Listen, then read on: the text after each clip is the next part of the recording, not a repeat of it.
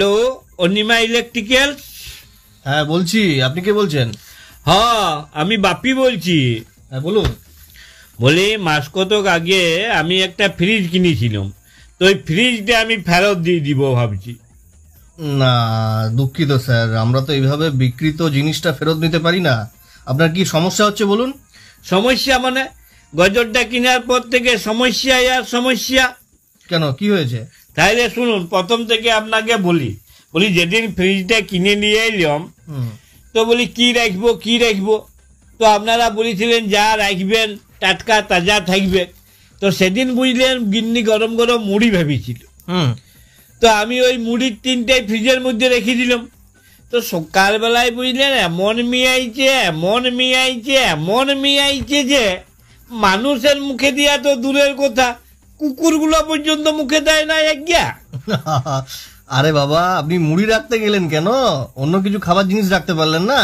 রাখিছিলাম, বিস্কুটের ডিব্বাটাও রাখিছিলাম। বিস্কুট গুলো আবার রাখতে গেলেন কেন? ওটা তো নিশ্চয় নরম হয়ে যাবে।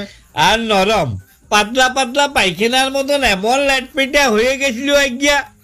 তবে উকটা কুকুরগুলো বেশ ফুর্তি করে চেটে পুটেই খাইছে। কেন, আপনি ভাত ডাল শাকসবজি কিছু রাখতে পারলেন না?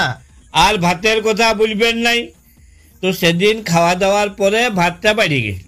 তো গিন্নিকে বললাম, শুনো এক কাজ করো, ভাতটা জল ঢেলে ফ্রিজে রেখে দাও, দেখি ফ্রিজে আমার নিটা কেমন হয়। তো গিন্নিও কি করলে, ভাতে জল ঢেলে দেখছি শুদ্ধ ডিপ ফ্রিজে রেখে দিল। সকালবেলাতে দেখছি মশাই ভাতের আইসক্রিম হয়ে গেছে। মেয়া মরদে চুষি খেলাম। যাক, নতুন কিছু তো খেলেন। আর খাবার কথা বলেন না, এই ফ্রিজের জন্য পাড়ার লোকের হাতে কেলানি পর্যন্ত খেলাম। কেন, ফ্রিজের সাথে আবার কেলানির কি সম্পর্ক? আর বলেন না মশাই, সেদিন বুঝলেন পাশের ঘরে সকাল থেকে 2 ভাইয়ে দমে চেঁচামেচি করছে। তো আমি অনেকক্ষণ ধরে শুনে আর থাকতে লাগলাম। দিয়ে ওদিকে যে পরে বলি শোন, তোরা এত মুখে না চেঁচাইয়ে ফাটাফাটি গুতাগুতি লাঠালাঠি যা পারবি কর, যত বরফ লাগবে আমি দিব, তোরা ঘষবি। আমি নতুন ফ্রিজ কিনেছি, বরফের অভাব হবে না। তো তাহা মশাই নিজেদের গন্ডগোল তো থেমে গেলে, যে 2 ভাইয়ে মিলে আমাকে একদম কাতলা পাড়া করে দিলে। আরে এসব জুট ঝামেলার মধ্যে আপনার থাকার কি দরকার ছিল? বলি, নতুন ফ্রিজ কিনেছি, যদি কিছু লোকের উপকারে লাগে তো লাগুক।